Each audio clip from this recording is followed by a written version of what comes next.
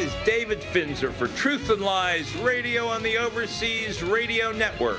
You can join our conversation by calling toll-free in the U.S. and Canada at 1-855-655-2121 or by Skype at ORN Live, or you can email me at david@truthandliesradio.com. Well, something that might be good has actually come out of California. You know, in the asset protection business, we always say we love California because they're the source of all bad law, but it looks like maybe something good's coming out. Independent lawmakers, which have long been considered a dying breed on Capitol Hill, may soon see a change and a swelling of their ranks due to a change in California's primary system. At least the Wall Street Journal thinks so. The new system, in which the top two primary vote recipients will go on to the general election, regardless of party affiliation, has sent a host of different kinds of Democrats and Republicans to compete in November. Under the state's old closed primary system, which most states have, like my home state of Florida, it incentivized candidates to invest more energy in just dealing with the base of the party, which was often radical left, radical right, unelectable left, unelectable right, whereas now they're going to be competing in an open primary for the same people that are going to be voting for them in the general election. And I believe that this is going to give libertarian and sensible candidates a much better chance of getting elected because they can draw cross-party support in an open primary. Thus, lawmakers in a heavily gerrymandered district are more likely to face a credible primary challenger than a general election threat. So it could be a good thing. It's going to be interesting to see how it works out. I decided to try something different starting today. Friday's not necessarily always a good day to start something new, but I'm going to anyway. And I call it a Finzer primer on the Bill of Rights. And I've been doing some research, and I found something that I've never come across before. And for one who studied the Constitution and the Bill of Rights as much as I have, I must admit I was shocked. I read the text of the Congressional Joint Resolution that sent the Bill of Rights to the states. Because remember, the Bill of Rights were 10 amendments to the Constitution. Consequently, they had to be passed by 2/3 of each House of Congress and then ratified by 3/4 of the states. And so it was part of a bill. Not all we see generally in the Constitution is the 10 articles of the Bill of Rights. But I found the whole thing. And I want to read you a little bit about the preamble, and then we're going to talk about the Bill of Rights. I may do some today and keep on doing a little bit through next week. We'll see how far we get.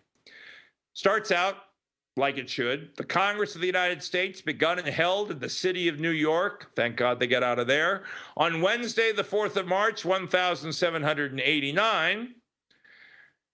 The conventions of the number of states having at the time of their adoption of the Constitution. Now, what they're referring to is when the Constitution was presented to the states, each of the states held a convention, and that convention had to ratify the Constitution before, and 9 states had to ratify it before the Constitution went into effect. So that's what it's referring to there. The convention of a number of the states, having at the time of their adopting of the Constitution, expressed a desire, listen to this next part very carefully, in order to prevent misconstruction or abuse of its powers, that further declaratory and restrictive clauses should be added, and is extending the ground of public confidence in the government will best ensure the beneficent ends of this Constitution.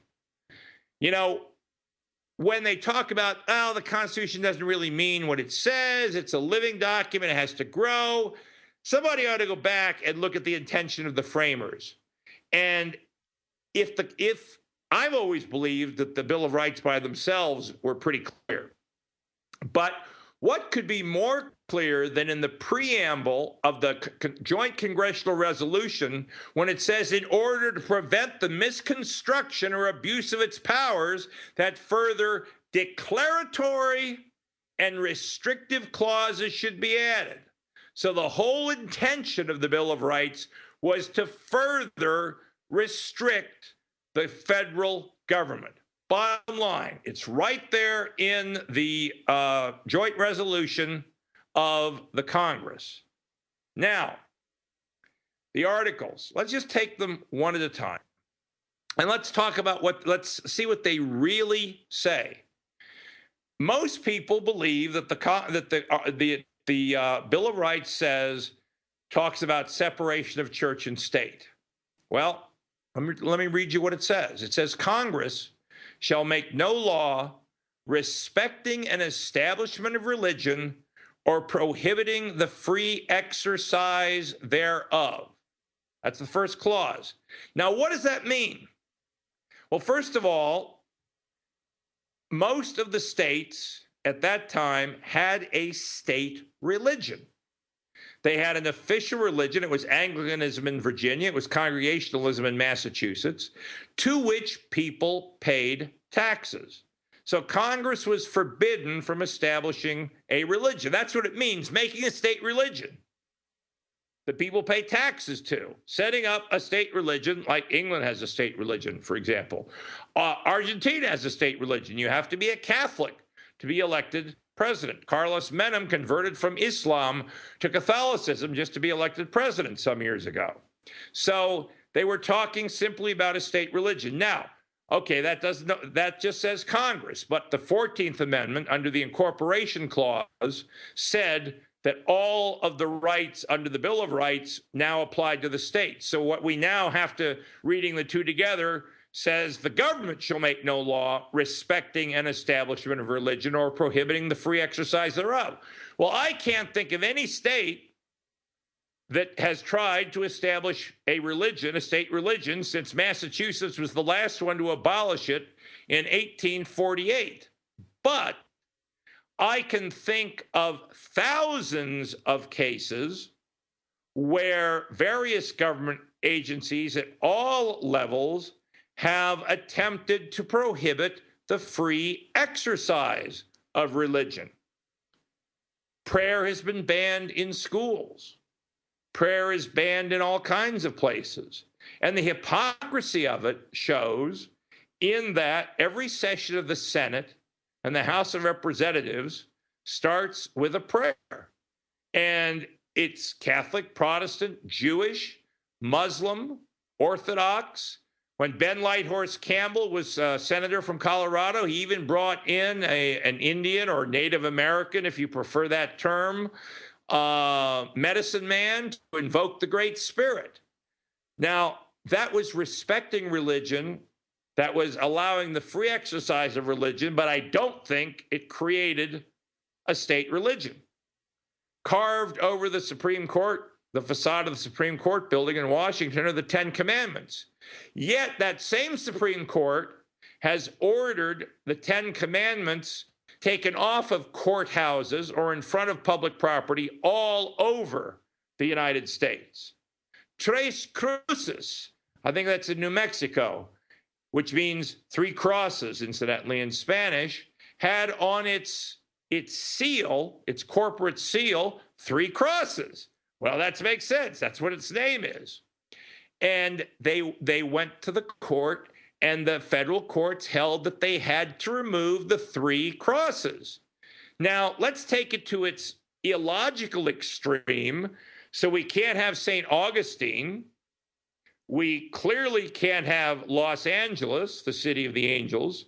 We clearly can't have San Francisco or St. Louis or lots of other places. How about Christmas in Florida? Are we going to wipe out Christmas in Florida? Point in fact, George Washington said you could only rule a free people with God and the Bible. And the very first thing that they did, the very first amendment, was to prohibit the free exercise of religion. It's not supposed to be kept out of our public lives. It is not supposed to be confined just to our churches. It can be in our parks. It can be in our courthouses. It can be in our county commissions. It can be in our city councils. The right to invoke God before a football game. All of those things are there in the First Amendment, which nowhere says separation of church and state. Now, we have to break again for a word from our sponsors, but we'll be right back, so don't go away. This is David Finzer for Truth and Lies Radio on the Overseas Radio Network. This is David Finzer for Truth and Lies Radio on the Overseas Radio Network. Continuing with Finzer's primer on the Bill of Rights. Now, we'd only gotten as far as the first clause of Amendment 1. We're talking about prohibiting the free exercise of religion. And I mentioned how they might have to change the names of all kinds of towns. I suppose, though, that would still leave Hell, Michigan safe. I don't suppose anyone would assume that that would be a target for establishing a religion. But then you never know. There is the Satanic Church, so I suppose that might be.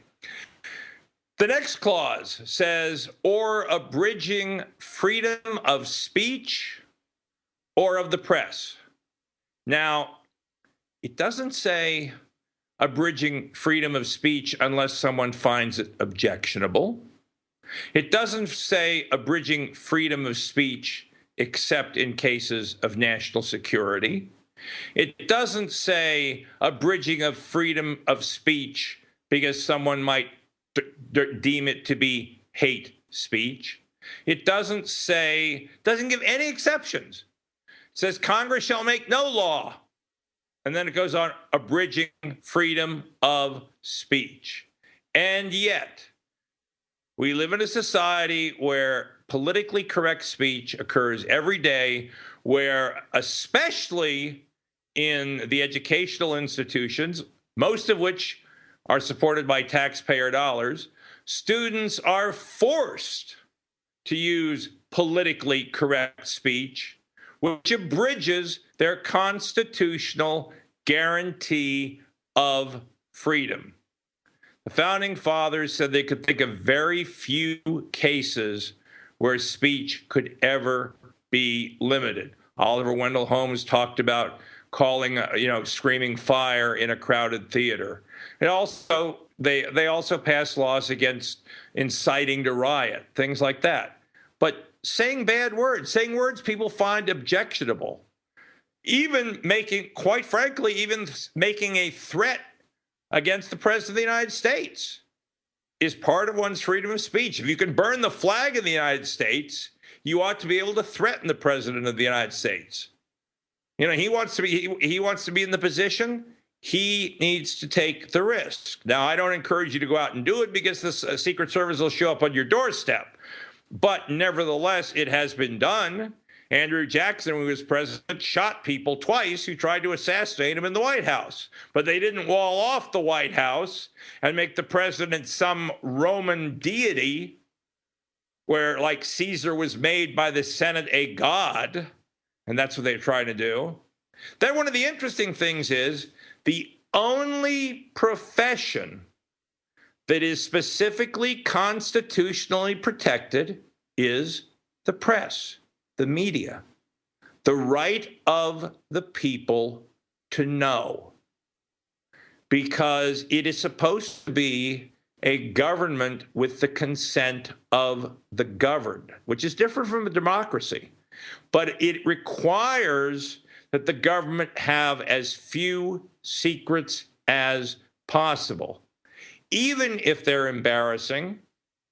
The only time something should be a secret is if it seriously, really is a proximate danger to national security or to the security of an individual.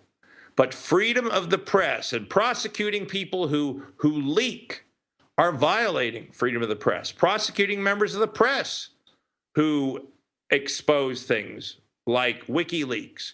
That's a guarantee. It is the one profession, not the politicians, They're not constitutionally guaranteed, except going to and from members of the Congress. Do they have a limited protection? The press is absolutely guaranteed. Congress shall make no law abridging freedom of the press, is what that says, because the fathers of America understood the people had a need to know. They had a right to know. They have a right to know about things like jury nullification. They have a right to know how the decisions are made in Washington and by whom. That's why decisions are supposed to be made by Congress and recorded under the Constitution in the congressional record. And only in very extreme cases are parts of the congressional record kept secret because of that right to know.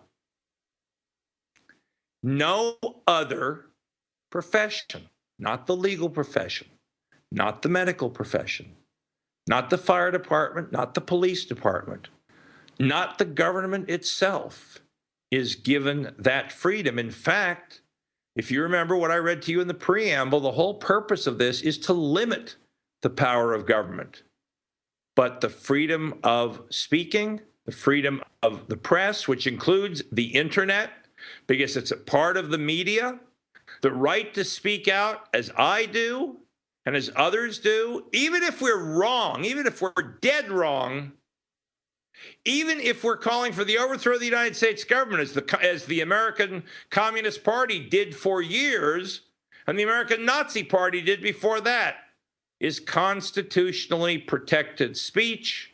And the press, even in left-wing rags that I wouldn't use as toilet paper, are still constitutionally protected. Because in a free society, the truth will out.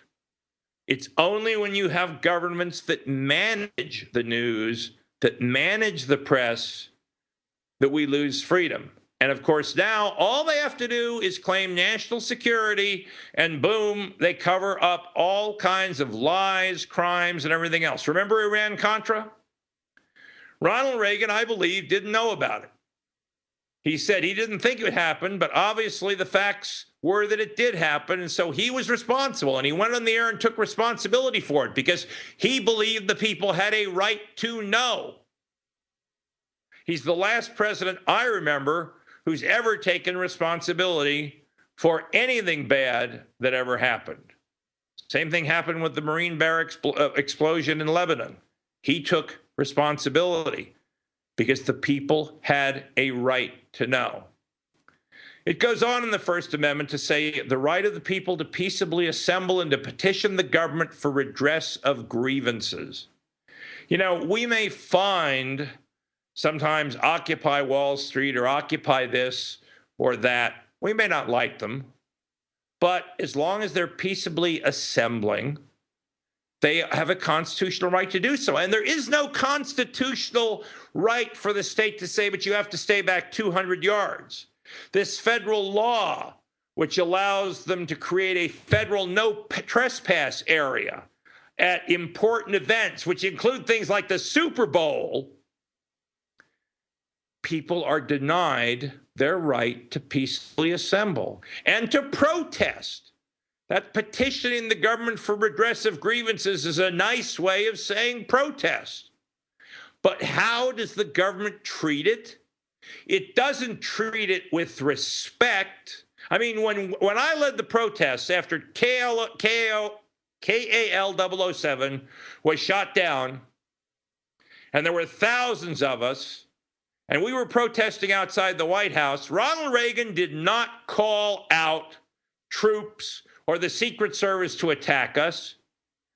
I and 3 other leaders of the group were invited to come in. We met with the Deputy Chief of Staff to talk about it and explain our point of view, because we had a right to petition the government for redress of grievances, even though that right may have been a little embarrassing to President Reagan's administration. It certainly wasn't his fault what happened, but it was embarrassing. There were protests. The Soviets were upset. We were pushed back away from the Soviet embassy under a law that we later got declared unconstitutional when I took a case all the way to the Supreme Court in Finzer v. Barry, when we won that case, because the people are the foundation of the government, and we have rights. Now, the Bill of Rights doesn't give us any rights. What the Bill of Rights does is it places in concrete language that anyone, obviously except an attorney or jurist, can read and understand. It codifies the rights that the Declaration of Independence says are part of our birthright, that we're endowed by God with rights, and that we give up some of those rights to have a civilized, organized society to the government. And that's what this Constitution did. And that's what the state constitutions did. But to make sure that the government and the people in government understood what we were giving up, exactly what we were giving up, the Bill of Rights, in very concrete terms, set forth what those rights were and how far the government could go. So in the First Amendment, just the very first one, you can't create a state religion. Great, no one's trying to do that. You cannot prohibit the free exercise of religion. Lots of people are trying to do that. You can't abridge freedom of speech. It's done every damn day. You can't prohibit freedom of the press, and yet that's done increasingly. You cannot prohibit the right of the people to peaceably assemble, and yet they're doing that more and more. And instead of a few policemen just trying to keep order, they come out with stormtroopers that look more like Nazis than American police. And you cannot remove the right of the people to complain, to protest against the government. That's the First Amendment that I know, that you should know, but they've forgotten. We're at the top of the hour now, so I'll be gone for about 8 minutes, but Truth and Lies will continue in 8 minutes or so. So this is David Finzer for Truth and Lies Radio on the Overseas Radio Network. Don't go away. We'll be back